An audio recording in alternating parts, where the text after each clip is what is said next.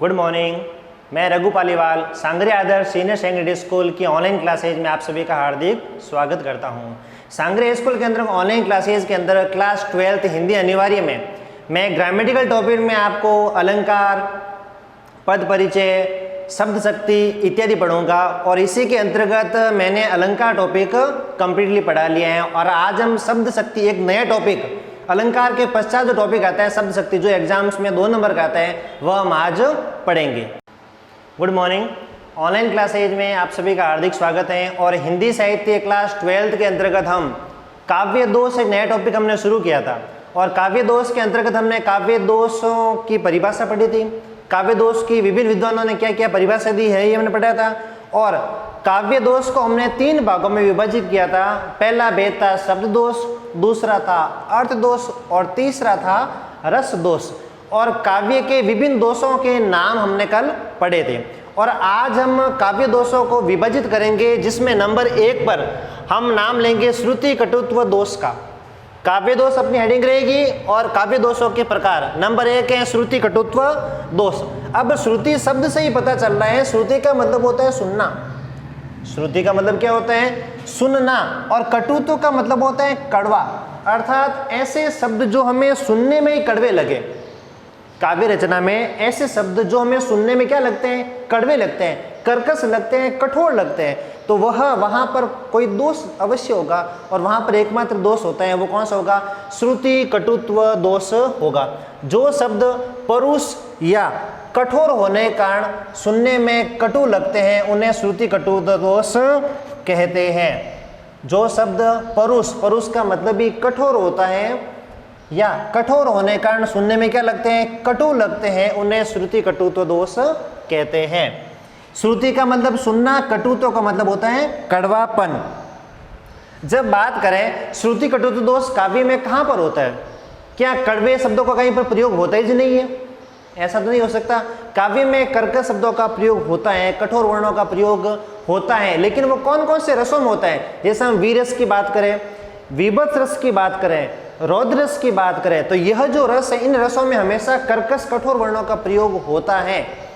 हमने गुणों में पढ़ा था, ओज गुण की जब हम बात करें तो ओज गुण में ट वर्ण की प्रधानता थी।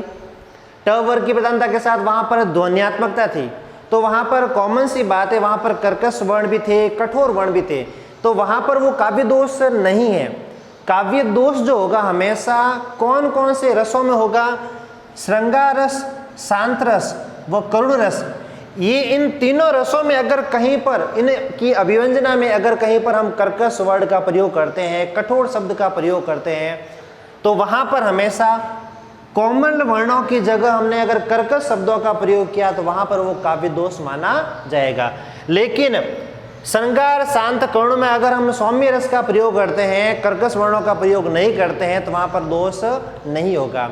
वीरस की बात करें, विभत्स, रौद्र में हमेशा कर्कश वर्णों का प्रयोग होता है, वहां पर वो दोष नहीं है। लेकिन वही कर्कश शब्द अगर श्रृंगार, शांत व करुण रस में अगर हम प्रयुक्त करते हैं तो वो क्या बन जाता है? काव्य का दोष बन जाता है।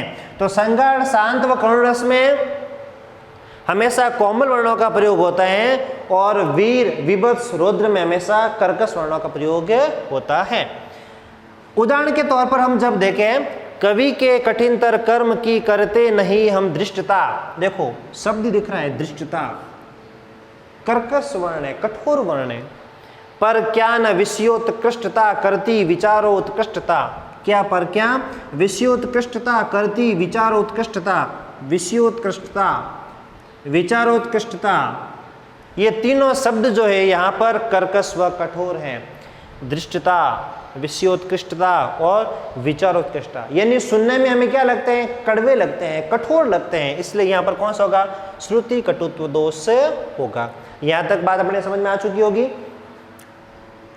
इससे पहले हम और देखते हैं कि श्रुति कटुत्व दोष में कैसे शब्दों का प्रयोग होगा। पहली बात तो कड़वे शब्द, कर्कश शब्दों का प्रयोग होगा। दूसरी बात द्वित्व वर्णों का प्रयोग होगा।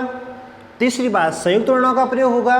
चौथी बात जैसे हम देखते हैं दृष्टि है, सृष्टि है, स्रोत है, चक्षु श्रवा है, ये ऐसे शब्द जो सुनने में हमें क्या लगते हैं? कड़वे लगते हैं, इसलिए ये दोष श्रुति कटुत्व होगा। नंबर 2 पर है च्युत संस्कृति दोष। नाम से ये शब्द हमें क्या लग रहा है? फूड शब्द लग रहा है। परिभाषा के तौर पर देखते हैं, भाषा अथवा व्याकरण के नियमों के विरुद्ध जहां वाक्यों में अशुद्ध शब्दों का प्रयोग होता है। शब्द क्या आया? अशुद्ध। तो च्युत संस्कृति दोष में अशुद्ध शब्दों का क्या होता है? प्रयोग होता है। जैसे हम देखते हैं, फूलों की लावण्यता देती परमानंद। यहां पर शब्द देखो, लावण्यता। ये लावण्यता शब्द जो है वो क्या है? अशुद्ध है, क्योंकि मूल शब्द जो लवण है, जो लवण में ता जुड़ता है, लावण्यता कभी नहीं होता, क्योंकि यह प्रत्यय आ चुका है। यहाँ पर दो प्रत्यय एक साथ में कभी भी नहीं होंगे। ये शुद्ध शब्द जो होगा वो कौन सा होगा? लावण्य शुद्ध होगा। लवणता शुद्ध हो सकता है, लेकिन जो लावण्यता है वह कभी भी शुद्ध नहीं होगा, क्योंकि दो प्रत्यय कभी भी एक साथ में नहीं आते, इसलिए यह शब्द क्या हो जाएगा? अशुद्ध हो जाएगा। दूसरा, मर्ण वचन जब सीता बोला। सीता शब्द क्या है? स्त्रीलिंग है, लेकिन बोला शब्द क्या है? पुल्लिंग है। स्त्रीलिंग के साथ पुल्लिंग क्रिया कभी भी नहीं आएगी। स्त्रीलिंग है तो यहाँ पर क्रिया भी क्या होगी? स्त्रीलिंग होगी, तो यहाँ पर शब्द शुद्ध है। तीसरी बात, इस निराशता को छोड़ो तुम आशा से लो काम। यहाँ पर भी निराशता शब्द है। कौन शब्द? निराशता। निराशता कभी भी नहीं होगा। निराशा शब्द सही है।